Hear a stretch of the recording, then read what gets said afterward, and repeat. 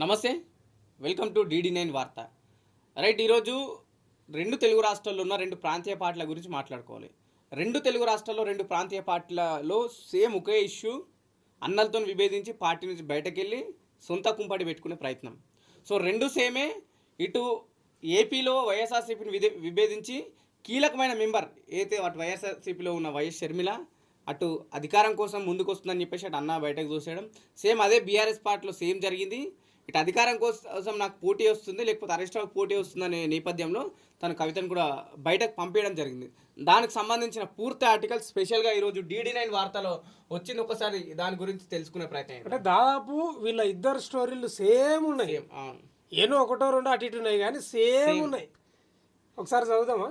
Party అధ్యక్షులు వీళ్ళు అన్నలే, సొంత చెల్లెలు, మళ్ళీ సొంత చెల్లెలు ఇద్దరు సేమ్. ఈమె బాగానే కష్టపడ్డది. తెలంగాణ జాగృతి పార్టీ నడిపించింది. ఆమె జగనన్న వదిలిన బాణం అని అప్పట్లో స్పీచ్లు మామూలుగా లేవు. ఈమె కూడా బతుకమ్మ మహిళలను 11 నెలలు జైల్లోకి పోతే పార్టీ తన ముందుండి నడిపించింది. మరి ఎందుకు అంటే వీళ్ళకు పోటీ రాకూడదు అన్నట్టు. పోటీ రాకూడదు అంటే ఒకటో నంబర్ రెండో నంబర్ కింది అంటే జనరల్ ఇప్పుడు ఏంటంటే తండ్రి పోయిన తర్వాత కొడుకే ఉండాల. ఆ నేపథ్యంలో ఖచ్చితంగా ఇంకొకరు పోటీ వస్తారు. కుటుంబంలో అన్నప్పుడు ఒక్కరికి ఛాయిస్ ఉండదు. అంటే కూతురికి వారసత్వం లేదంటవా? వారసత్వం ఇంకోటి కుటుంబంలో ఏంటంటే సిరిసమానంగా మంచి అవకాశం ఉంటది కాబట్టి వాళ్ళు కూడా మాకు హక్కు ఉంది, మేము ఎందుకు రాకూడదు. సో ఇప్పటివరకు తెలుగు రాష్ట్రాలకు ముఖ్యమంత్రులు మహిళలు కాలేరు కదా. ఒకవేళ పార్టీ ప్రాంతీయ పార్టీల అధికారానికి వచ్చే ఛాన్స్ ఖచ్చితంగా ఉంటది. సో వాళ్ళ అధికారానికి వస్తే మహిళా ముఖ్యమంత్రి నేపథ్యంలో మేము వచ్చే అవకాశం ఉంటుందని చెప్పేసి వాళ్ళు కూడా బలంగా ట్రై చేసి అది కాస్త ఇద్దరి అన్నలకు చేరడం, వీళ్ళు వస్తే మా పదవికి ఎక్కడే సరిపడుతుంది మా దానికని చెప్పేసి వాళ్ళిద్దరు బయట ఒక రకంగా బలవంతంగా మెడల్ పట్టి బయటికి నూకేసారు అంతే. కానీ వీళ్ళు మేకై కూసుకుంటారు వీళ్ళకి భవిష్యత్తులో. సార్ చదువుదాం ఆర్టికల్. ప్రధానంగా ఒకే దృశ్యం, ఆడపడుచుల అదృశ్యం. తెలుగు రాష్ట్రాల్లో ఒకే రకమైన రాజకీయ కుయుక్తులు కుతంత్రాలు ప్రస్ఫుటంగా కనిపిస్తున్నాయి. వెనక ముందుగా అక్కడ ఇక్కడ ఆసక్తికరమైన రాజకీయాలు సాక్షాత్కరిస్తున్నాయి. రాజకీయాల్లో రక్త సంబంధాలకు పెద్దగా ప్రాధాన్యత ఉండదని, పదవులే పరమావధిగా ఎత్తులు జిత్తులు ఉంటాయనేది ఈ రెండు రాష్ట్రాల్లో నెలకొని ఉన్న పరిణామాలను పరిశీలిస్తే అర్థమవుతుంది. అధికారమే పరమావధిగా సాగుతున్న ఒక అనైతికమైన తంతు కుటుంబ సమైక్యతను సైతం దెబ్బతీస్తుంది అనడానికి తెలుగు రాష్ట్రాల్లో నెలకొని ఉన్న రాజకీయ పరిణామాలే ప్రస్ఫుటం చేస్తున్నాయి. కుటుంబ రాజకీయాల్లో మహిళల ఎదుగుదలను నిలువరించేలా సాగుతున్న కుట్రలు ఆంధ్ర తెలంగాణ రాష్ట్రాల్లో అన్నల వికృత పోకడలను ప్రపంచానికి తెలియజేశాయి. తమ పీఠాలకు పోటీ రాకుండా ఉండేందుకు క్రియాశీలక రాజకీయాల్లో కీలకమైన పాత్ర పోషిస్తున్న చెల్లెలను పార్టీల నుండే తరిమేసిన అన్నల తంతుతో తెలుగు రాష్ట్రాలు ఆసక్తికరమైన రాజకీయాలకు కేంద్ర బిందువులుగా మారినాయి. నిజంగా కౌల పిల్లల ఇప్పుడు తెలంగాణ ఆంధ్ర అంటే కౌల పిల్లలు అనుకోవాలి మనం. వీళ్ళు కూడా కౌల పిల్లలు లాగా అయిపోయింది. అక్కడ అదే జరిగింది. కాకపోతే అనకూడదు అన్నమాట. కానీ అక్కడ వైఎస్ఆర్ గారు లేరు, ఇక్కడ ఈయన కేసీఆర్ అంతే తేడా. దాదాపు అంతా ఒకటే. ఇక్కడ అంటే మాక్సిమం ఆస్తి గొడవలు, అక్కడ కూడా ఆస్తి గొడవలే అని చెప్పేసి ప్రధానంగా వినిపిస్తుంది. అదే ఉంటది. ఇంకా ఉండదు. వాళ్ళ ఆస్తి కోసం అని అనుకుంటారేమో కానీ అధికారం వాళ్ళకి ఏముంటది చెప్పు? డబ్బు అడ్డగోలు ఉంటది. అధికారం ఒకటే లేకుంటది వాళ్ళకు. దానికోసం అధికార దాహం కోసమే అంతే. ఇంట్లో కూడా సొంత చెల్లెలైనా సరే రాజకీయ కుట్రలు బలవలసిందే. అంతే అంతే అంతే వాస్తవం అది. అంటే కేవలం మా చెల్లెళ్ళు మాకు పొగడడానికి మాత్రమే ఉండాలి, అధికారం కోసం పంచుకోవద్దు మా దగ్గర అనేది వీళ్ళది కనిపిస్తామని చూద్దాం. ఇంకా లోపలికి వెళ్ళి చెల్లెమ్మలకు చరమ గీతం, రాజకీయంగా ఎదగనియని దౌర్భాగ్యం, తోడబుట్టిన వాళ్ళ తోడేళ్ల రాజకీయం, అధికార దాహం, తోబుట్టువులకు అన్యాయం, తెలుగు రాష్ట్రాల్లో అన్నల నయవంచన. ఆంధ్ర తెలంగాణ రాజకీయాల్లో ఒకే దృశ్యం. పొలిటికల్గా ప్రాధాన్యతతో కూడిన పాత్రలను పోషిస్తున్న ఆడపడుచులు పార్టీల నుండి అదృశ్యం. అన్నల అధికార దాహం ముందు చెల్లెమ్మల రాజకీయ భవిష్యత్తు సమాధి కాబడింది. ఆంధ్రప్రదేశ్లోని వైఎస్ఆర్సీపీ, తెలంగాణలోని బీఆర్ఎస్ పార్టీలు అన్నల చేతుల్లో రాజకీయంగా అనగదొక్కబడిన ఆడపడుచుల ఆవేదనకు వేదికగా మారాయట. రాజకీయంగా అన్నలతో సమానంగా ఎదుగుతూ అంతే స్థాయిలో పాపులారిటీని సంపాదించుకుంటున్న ఆంధ్ర తెలంగాణ ఆడబిడ్డలు అనూహ్యంగా అనగదొక్కబడ్డారు. ఇక్కడ అక్కడ చెల్లెమ్మలను పార్టీల నుండి వ్యూహాత్మకంగా బయటకు పంపించారనే విమర్శలను అన్నలు ఎదుర్కొంటున్నారు. తెలంగాణలోని తాజా రాజకీయ పరిణామాలను పరిశీలిస్తే తెలంగాణ రాష్ట్రాన్ని సాధించిన బీఆర్ఎస్ పార్టీ కుటుంబ కల్లోలంలో చిక్కి విలువలాడుతుంది. తెలంగాణ రాష్ట్ర ఏర్పాటు అనంతరం 10 ఏళ్ల పాటు ఏకఛత్రాధిపత్యంగా ప్రభుత్వాన్ని నడిపిన బీఆర్ఎస్ ప్రస్తుతం కుటుంబ రాజకీయాల నేపథ్యంలో చీలిపోయింది. ఇది మాత్రం వాస్తవం. 10 ఏళ్ళు 9.5 ఏళ్ళు ఓ మామూలుగా కాదు. వాళ్ళే కుటుంబం అంటే అసలు ఎక్కడ కూడా ఇట్లాంటి గొడవలు రాలేదు, బయట వాళ్ళేవు. అంటే మన భాషలో చెప్పుకోవాలంటే మూట భాషలో చెప్పిందే మంత్రం, చెప్పిందే వేదం, ఇంకా ఆయన నడిచిందే నడక, అది పాట. దాంట్లో చాలా మంది బయట వాళ్ళు బయటకు వెళ్ళిపోయినారు. అది నిజంగా గతంలో 10 ఏళ్ల క్రితం ఎట్లుంటాయి నిజంగా కేసీఆర్ అధికారం, అసలు ఇట్లా చీమ చిట్టుకు అంటే గతం. ఈటాల రాజేందర్ చిన్న ఇష్యూలో మధ్యలో కేసీఆర్ కి ఆరోగ్యం బాగాలేకపోతే ముఖ్యమంత్రి అవుతాడని ఒక అపోహతో అవునవును మంత్రి పదవి నుంచి బర్తరఫ్ చేసి బయటకు నూకేసింది. మధ్యలో హరీష్ రావుని కూడా అదే ఆ సందర్భంలో మంత్రి పదవి తీసేసింది. సో అది యాక్చువల్ ఇప్పుడు కవిత గారు చెప్తుంది అంటే ఇరిగేషన్ శాఖలో అవినీతి జరిగింది అన్నట్లుగా యాక్చువల్ దాని రీజన్ అది ఉండొచ్చు. మరి ఆ పార్టీలో ప్రజాదరణ క్రియాశీలక రాజకీయాల్లో కీలకమైన పాత్ర పోషిస్తున్న కేటీఆర్, హరీష్ రావు, కవితల మధ్య కప్పిన నిప్పులా ఉన్న అంతర్గత విభేదాలు ఒక్కసారిగా బగ్గుమనడంతో కేసీఆర్ కుటుంబంలో రాజకీయ వారసత్వం పోటీ వ్యవహారం వెలుగులోకి వచ్చింది. బీఆర్ఎస్ పార్టీలో కేసీఆర్ తర్వాత ఈ ముగ్గురు కీలకమైన నేతలే హరీష్ రావుకు మాస్ లీడర్గా గుర్తింపు ఉండగా, కేసీఆర్ వారసత్వ రాజకీయానికి వారసునిగా కేటీఆర్ పేరు ప్రముఖంగా వినిపిస్తూ వస్తుంది.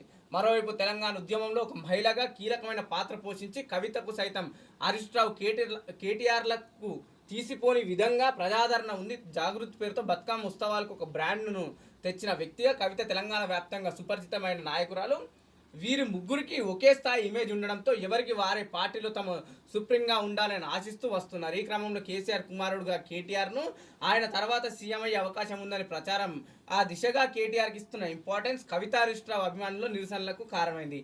ఈ క్రమంలో ఈ ముగ్గురు ఎవరికి వారే అవసరం ఉన్నప్పుడల్లా తమ ప్రాధాన్యతను ప్రదర్శించే ప్రయత్నాలు చేస్తూ వచ్చారు. నిజంగానంటే మీరు అక్కడక్కడ చూస్తే కేటీఆర్ అభిమానులు కేటీఆర్ సీఎం అంటారు, కవిత అభిమానులు కవిత సీఎం అంటారు, హరీష్ రావు సైడ్ హరీష్ రావు సీఎం అంటారు. ఇక మామూలుగా ఉండదు.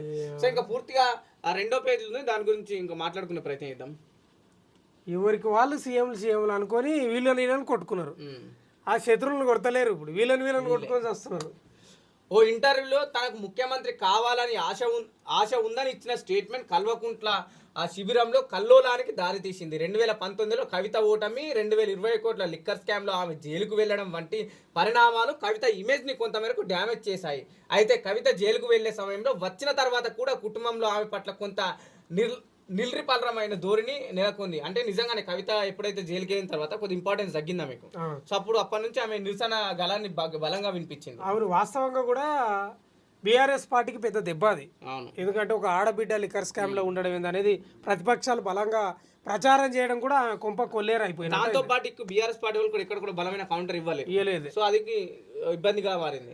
ఇదే సమయంలో కవిత రాజకీయ వ్యూహాత్మక అడుగులో భాగంగా వివిధ జిల్లాల్లో పర్యటిస్తూ దూకుడు పెంచారు. కార్యకర్తలకు కేసీఆర్కు మధ్య తానే వారధిగా ఉంటానని ఆమె ఇచ్చిన బలమైన స్టేట్మెంట్ కేటీఆర్ శిబిరంలో అసంతృప్తి రేగిందంట. ఈ క్రమంలోనే అన్న చెల్లెల మధ్య ఆధిపత్య పూర్వక అవకాశం ఏర్పడిందనే అభిప్రాయాలు వ్యక్తమవుతున్నాయి. కాంగ్రెస్ ప్రభుత్వం పాలనపై ప్రజల్లో నెలకొన్న వ్యతిరేకత నేపథ్యంలోనే బీఆర్ఎస్ పార్టీ అత్యంత అంగరంగ వైభవంగా నిర్వహించిన రజతోత్సవ వేడుకలు తిరిగి బీఆర్ఎస్ పార్టీని అధికారంలోకి తేబోతున్నాయనే సంకేతాలకు నాంది పలికాయి. ఈ సమయంలోనే కేటీఆర్ కూతురిగా ఆవిర్భావ సభలో జరిగిన అనుకూల వ్యతిరేక పరిస్థితులపై కవిత తండ్రికి లేఖ రాయడం, ఆ లేఖ లీక్ కావడం, కవిత విదేశాల్లో ఉండగా హరీష్ రావు కేటీఆర్ మధ్య ప్రత్యేకంగా సమావేశాలు జరగడం వంటి పరిణామాలు కల్వకుంట్ల కుటుంబాల మధ్య చీలికను తెచ్చాయి. కవిత రాసిన లేఖలో సామాజిక తెలంగాణ, రైతు బంధు, ఎస్సీ వర్గీకరణ వంటి అంశాలు పార్టీని ఇరుకులో పెట్టినట్లుగా అనిపించడంతో కేసీఆర్ తల పట్టుకోవాల్సి వచ్చింది. అయితే ఈ విషయంపై కేసీఆర్ పెద్దగా స్పందించకుండా మౌనంగా ఉండడం ప్రస్తుతం పార్టీకి శాపంగా మారింది. కాకపోతే కేసీఆర్, కేటీఆర్లకు దగ్గరగా ఉండే ఓ మాజీ మంత్రి కవితను తీసి పడేసినట్లుగా చేసిన వ్యాఖ్యలు అంటే ఆయన జగదీష్ రెడ్డి ఆమెను రెచ్చగొట్టి తిరిగి ఆమె చేత మాజీ మంత్రి చివాట్లు తినేలా, అదే ఏమన్నాడు లిల్లీపుట్ అన్నాడు జగదీష్ రెడ్డి గారిని, చివాట్లు తినేలా చేశాయి. అయితే పార్టీ వర్కింగ్ ప్రెసిడెంట్గా కవిత తీరుపై కేటీఆర్ కూర్చోబెట్టి మాట్లాడాల్సింది పోయి మౌనంగా ఉన్నారు. ఇదే సమయంలో కవిత చేసిన బీసీ ఉద్యమ వివాదం నేపథ్యంలో ఓ ఛానల్లో కవితపై చేసిన మంచంపొత్తు విమర్శలపై సైతం కేసీఆర్ మౌనంగా ఉండడం, కవితకు మద్దతుగా నిలవకపోవడం వంటి పరిణామాలు కవితకు కేటీఆర్కు మధ్య ఉన్న అగాధాన్ని ప్రస్ఫుటం చేశాయి. చెల్లెకు సంబంధించి వచ్చిన మంచం పొత్తు వివాదంపై వారు పూర్తిగా మౌనం వహించడం సహజంగానే విమర్శలకు దారితీసింది. ఈ క్రమంలోనే సోషల్ మీడియా వేదికగా కేటీఆర్, కవిత అభిమానులు, మద్దతుదారులు విమర్శల వర్షం కురిపించుకుంటూ పోతున్నారు. కేటీఆర్ వ్యూహాత్మకంగా వ్యవహరించిన మౌనం కవితపై పార్టీలో వ్యతిరేకత పెరిగేలా చేసేందుకు కానీ రాజకీయ విశ్లేషకులు అభిప్రాయపడ్డారు. నిజంగానే అంటే తను చేసిన వాక్యాలకు న్యాయం ఉంది. అవతల వాళ్ళు ఎంత పార్టీలో ఒక వ్యక్తిగా అవతల వాళ్ళు కౌంటర్ ఇచ్చినప్పుడు ఏ నాయకుడు అని సరే దానికి ధీటుగా కౌంటర్ ఇవ్వాలా. సో అదొక మల్లన్న విషయంలో జరిగింది. అది ఎవరు కూడా ఇవ్వలేకపోయారు, అక్కడ నుంచి ఎవరు కూడా స్పందించలేరు. కేవలం కొందరు మహిళా నాయకులు, అది కూడా కవిత అనుచరులే స్పందించారు. అయితే వాస్తవమే నువ్వన్నది కూడా, ఎందుకంటే రాజకీయాలను పక్కన పెట్టి కుటుంబ సభ్యురాలు కాబట్టి. సరే కుటుంబ సభ్యురాలు లేకపోతే పార్టీలో ఉన్న వ్యక్తి అప్పటికి పార్టీలో ఇంకోటి ఏంటంటే ఈ లిల్లీపుట్ అంశం పైన రాజకీయంలో పార్టీలో ఖచ్చితంగా అంతర్గత గందరగోళం నెలకొంటది. పార్టీ ఇప్పుడు రాజగోపాల్ రెడ్డి ఎన్నిసార్లు రేవంత్ రెడ్డి అని లేడు, రోజు టీపీసీసీ అధ్యక్షుడు ఆయన నుంచి 2017 నుంచి ఇప్పటి వరకు అంటూనే ఉన్నాడు. స్టిల్ ఇప్పటి వరకు ఇట్లా ఉన్నాడంటే ఆయన పరిస్థితి అప్పటి నుంచి ఇప్పుడు చూసుకుంటే బండ జింక పట్టుకుంటారు చూడు గవిలము అట్లే పట్టుకొని అదే అధికారం. టీపీసీసీ అధ్యక్షుడు ఉన్నప్పుడు తాను ఒక లంగా దొంగ అని చెప్పి అన్నవాడు ఇప్పుడు రేవంత్ అన్న అనే దగ్గరకు వచ్చిన అంటే మాట్లాడుకున్నారు, సర్ది చెప్పుకున్నారు. కానీ ఇక్కడ కూడా ఈ జగదీశ్వర్ రెడ్డి అన్న వాక్యాలకు లేకపోతే జగదీశ్వర్ రెడ్డి అన్న కవిత వాక్యాలపై ఎవరు కూడా కూర్చోబెట్టి మాట్లాడలేరు కాబట్టి కవిత ఇంకా నిరసన గలం ఎక్కువ చేసింది అనుకోవచ్చు. అయితే కాళేశ్వరం కమిషన్ పై అసెంబ్లీలో చర్చ అనంతరం ఆ వ్యవహారాన్ని సిబిఐకి అప్పగిస్తూ తీసుకున్న నిర్ణయంపై పార్టీ స్టాండ్ సరిగ్గా లేదని నిరసన వ్యక్తం చేసిన కవిత ఎవరో తప్పు చేస్తే తన తండ్రికి శిక్ష ఏంటంటూ ఆవేదన వ్యక్తం చేస్తారు. అదే ఆవేశంలో ప్రెస్ మీట్ ఏర్పాటు చేసి కాళేశ్వరంలో జరిగిన అవినీతికి హరీష్ రావు కారణమని, సంతోష్ రావు హరీష్ రావుల కారణంగా పార్టీకి తీవ్ర నష్టం జరగబోతుందని సంచలన వివరాలు వెల్లడించారు. హరీష్ రావును లక్ష్యంగా చేసుకుని కవిత చేసిన వ్యాఖ్యలతో మరో మాటకు ఛాన్స్ లేకుండా కవితపై సస్పెన్షన్ విధించారు. దీంతో ఆమె టీఆర్ఎస్ పార్టీకి దూరంగా ఆమె చెప్పిన దయ్యాలు ప్రణాళికబద్ధంగా వేసిన స్కెచ్లో విజయవంతమయ్యారు. ఒక ఆడబిడ్డను పదవుల కోసం పార్టీ నుండి బయటకు పంపడానికి ఇన్ని పన్నాలా అంటూ కవిత అభిమానులు నిరసన వ్యక్తం చేస్తున్నారు. కావాలనే సమస్యను మొదట్లోనే నియంత్రించకుండా జటిలం చేసి తెగేదాకా లాగి ఆమెను బయటకు సాగనంపారంటూ విమర్శలు సైతం వెళ్ళు వచ్చాయని చెప్పేసి కూడా. అంటే నిజంగా కాళేశ్వరం విషయంలో కవిత గారు అంటున్నట్టు కేసీఆర్కి తెలియకుండా కేసీఆర్ చేతికి మట్టంటుకుంటా జరగలేదంటే తప్పది. ఎందుకంటే మీరు ఏదైతే మొదటిసారి ఇరిగేషన్ శాఖను తీసేసినారని మీరు ఆరోపణలు చేసిందా, రెండోసారి ఆర్థిక శాఖ ఇరిగేషన్ శాఖ రెండు చేతిలో పెట్టిండు. అంటే కవిత కూడా ఇవన్నీ బయటకు వచ్చి చెప్తే కానీ తెలుస్తలేవు. ఇన్ని లొసుకులు ఉన్నాయి. 9.5 ఏళ్ళ చాలా మంది ఏం విమర్శిస్తున్నారు, 9.5 ఏళ్ళ అధికారంలో ఉన్నారు, పార్టీలో ఉన్నారు, ఎందుకు ఇవన్నీ చెప్పలేకపోయారు? అరే ఇది అధికారం పోయిన తర్వాత మనకి ఇబ్బంది అవుతుంది అనే విషయాలు ఎక్కడ కూడా ప్రస్తావించలేదు. ఆంధ్ర ఆడపడుచుకి ఇదే పరిస్థితి. తెలంగాణలో కవితకు సొంతింటి నుండి జరిగిన పరాభవం ఆంధ్రలో మరో ఆడపడుచుకు ముందే జరిగింది. ఉమ్మడి ఆంధ్రప్రదేశ్ ముఖ్యమంత్రిగా ఉన్న సమయంలో వైఎస్ రాజశేఖర రెడ్డి అకాల మరణం అనంతరం ఆయన కుమారుడు సీఎం సీట్ను ఆశించడం, కాంగ్రెస్ అధిష్టానం అందుకు నిరాకరించడం వంటి పరిస్థితుల్లో జగన్మోహన్ రెడ్డి వైఎస్ఆర్సీపీ పార్టీని స్థాపించారు. వైఎస్ కుటుంబం అంతా ఈ పార్టీ బలోపేతానికి కృషి చేస్తున్న సమయంలో జగన్మోహన్ రెడ్డి జైలు పాలు కావడంతో పార్టీ బాధ్యతలను ఆయన చెల్లెలు షర్మిల చేపట్టి పార్టీ పటిష్టత కోసం రాష్ట్ర వ్యాప్తంగా పాదయాత్ర చేసి వైఎస్ఆర్సీపీని నిలబెట్టింది. ఆ పార్టీలో అత్యంత కీలకమైన వ్యక్తిగా పేరు తెచ్చుకున్న షర్మిల రాష్ట్ర వ్యాప్తంగా భారీ పాదయాత్ర చేసిన మహిళగా ఒక బ్రాండ్ సంపాదించుకుంది. జగన్మోహన్ రెడ్డికి ధీటుగా షర్మిల పేరు కూడా రాష్ట్రంలో వినబడుతుండడంతో ఆమె రాజకీయ భవిష్యత్తుకు అక్కడే సమాధి అయ్యింది. జగన్ జైలు నుండి వచ్చాక ఆ పార్టీ అధికారంలోకి వచ్చిన తర్వాత షర్మిలను ఒక పద్ధతి ప్రకారం అనగదొక్కే ప్రయత్నాలు జరిగాయి. తన పాదయాత్రతో పార్టీకి మైలేజ్ పెంచిన షర్మిలకు ఆ పార్టీ అధికారంలోకి వచ్చాక ప్రాధాన్యత తగ్గించుకుంటూ పోయారు. దీంతో అన్నా చెల్లెల మధ్యన కొన్ని పొలిటికల్ వార్ తారస్థాయికి చేరుకొని షర్మిల వైఎస్ఆర్సీపీ పార్టీని వీడి వైఎస్ఆర్టీపీ అంటే అంటే వీళ్ళు చెప్తుంది అంటే యువజన శ్రామిక రైతు కాంగ్రెస్ పార్టీ అంటుంది కదా, దానికి యువజన శ్రామిక రైతు కాంగ్రెస్ పార్టీ తెలంగాణని పెట్టింది వైఎస్ఆర్. ఇదే సమయంలో అన్నా చెల్లెలకు మధ్య నెలకొన్న ఆస్తి తగాదాలు, కుటుంబ వివాదాల నేపథ్యంలో వారు మరింత దూరం అయ్యారు. ఇరువురు పరస్పర విమర్శలు చేసుకునే స్థాయికి వెళ్ళిపోయారు. వైఎస్ జగన్ కు సమాన స్థాయిలో ప్రాధాన్యతను పెంచుకున్న షర్మిలను తమకు పోటీ కాకూడదనే భావనతో స్వయాన అన్న ఒక పద్ధతి ప్రకారమే ఆమెను దూరం చేసుకున్నారని ఆరోపణలు తీవ్రంగానే ఉన్నాయి. అటు కవిత ఇటు షర్మిల ఎపిసోడ్లను గమనిస్తే ఇద్దరు ప్రజాదరణ పొందిన మహిళా నేతలే. అన్నల ఇమేజ్కి తగ్గట్టు తాము ప్రాధాన్యతను పెంచుకున్న నాయకురాలే. వీళ్ళ కారణంగా భవిష్యత్తులో తమ పీఠాలకు ముప్పు వాటిల్లుతుందనే భావనతో రెండు తెలుగు రాష్ట్రాల్లో అన్నలు వేసిన స్కెచ్లకు పాపం చెల్లెలు పార్టీ నుండి గెంటేయబడ్డారు. నిజంగానే అంటే ఇప్పుడు వాస్తవంగా ఈ ఆర్టికల్ను మనం పర్టికులర్గా గమనిస్తే ఆ తండ్రి చాటు బిడ్డల నుంచి అన్నచాటు చెల్లెళ్ళ నుంచి సొంతంగా ఇమేజ్ సంపాదించుకున్నారు. ప్రజల్లో ఆదరణ వచ్చింది. వీళ్ళు ఎక్కడ మాకు పీఠానికి అడ్డొస్తారు అనే విధంగా ఈ ఆర్టికల్లో ప్రధానంగా మనకు కనిపిస్తుంది. అందుకే వాళ్ళు బయటికి పంపించే ప్రయత్నం చేసినట్లు కనిపిస్తాం. జనరల్గా ఏంటంటే ప్రధానంగా ఒక అంశం ఏమొస్తుందంటే ఇన్ కేసు మహిళా ముఖ్యమంత్రి నేతలు కావచ్చు, లేకపోతే రెండు తెలుగు రాష్ట్రాలకు మహిళా ముఖ్యమంత్రి నేతలు ఇప్పటివరకు కాలేరు. ఇన్ కేసు ఆ అంశం తెరపైకి వస్తే ఖచ్చితంగా వీళ్ళకి ఇవ్వాల్సి వస్తుంది. రెండు పార్టీలు ఆ కుటుంబానికి చెందినవి కాబట్టి అవతల వాళ్ళకి ఛాయిస్ ఇయ్యరు. సో వీళ్ళకి ఏంటంటారు, మేము ముఖ్యమంత్రిలో పోతాం. ఇప్పుడు ఒకళ్ళు ముఖ్యమంత్రి అయ్యారు అనుకో, ఇప్పుడు మా దాంట్లో బలమైన మహిళా నాయకుడు లేకపోతే వాళ్ళు చెప్పుకునే అవకాశం ఉంటది. అంత స్టేట్ లీడర్ ఇమేజ్ లేకపోతే, మా దాంట్లో స్టేట్ లీడర్ ఇమేజ్ లేరు కాబట్టి మేము అయితే వాస్తవంగా వీళ్ళ స్టోరీలను చూస్తే నాకు ఏమనిపిస్తుంది అంటే, మనం మాట్లాడుకుంటాం కదా, అవసరానికి వాడుకొని తీసేస్తారు చూడు, ఇట్లా పడేసినట్లు ఉంది. అంటే వీళ్ళు ఎంతో పార్టీల కోసం కొట్లాడినరు, కొట్లాలేదా చూడలేదా మనం?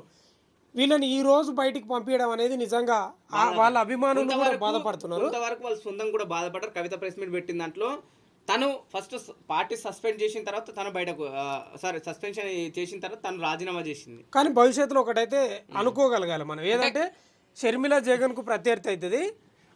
ఇప్పుడు అయింది కదా మొన్నటి ఎలక్షన్ లో షర్మిల అంటే ఇప్పుడు బలంగా లేదు, షర్మిల ఎఫెక్ట్ జగన్ మీద పడింది మొన్న, పడింది. ఇంకా బలంగా ప్రత్యర్థి అవుతుంది, ఈమె కూడా ప్రత్యర్థి అవుతుంది చూడు. ఖచ్చితంగా ఇప్పుడు మీరు ఏదైతే మళ్ళీ అధికారంలో రావాలని కొట్లాడుతుల్లో కాంగ్రెస్ బీజేపీ అయినా మీకు ఇంకో పార్టీ కూడా రాబోతుంది. తెలంగాణ జాగృత లేకపోతే కవిత గారు ఏ పార్టీ పెడతో తెలియదు, కానీ ఖచ్చితంగా ఇంటి నుండే మీరు ఆ క్వశ్చన్స్ ఎదుర్కొంటారని చెప్పేసి కూడా చెప్పుకుంటున్నారు. కానీ ఒక సిమిలర్ గా చూస్తే ఉమ్మడి తెలంగాణ ఆంధ్రప్రదేశ్ రాష్ట్రం విడిపోయింది. అక్కడ వాళ్ళ బతుకురు, ఇక్కడ తెలంగాణ మన బతుకును. కానీ సేమ్ ఒకటే స్టోరీలు జరిగినాయి, అక్కడ ఆడబిడ్డకు ఇక్కడ ఆడబిడ్డకు. కానీ రెండు స్టోరీలు ఏంటంటే అన్నలు చెల్లెలు బలి పశువులు అయ్యారు, అన్నల చేతుల. అన్నల అధికారానికి బలైన చెల్లెలు. మరి ఇక ఆడబిడ్డలుగా మీరు కూడా కామెంట్ చేయాలి, నిజమా కాదా, అసలు మంచిదే కాదా, అది పద్ధతేనా? ఒక ఆడబిడ్డగా మీరు కూడా ఒక అన్నదమ్ముల్లాగా కామెంట్ చేస్తే తెలుస్తుంది నిజమా ఏంది దాని కథ ఏంది అనేది.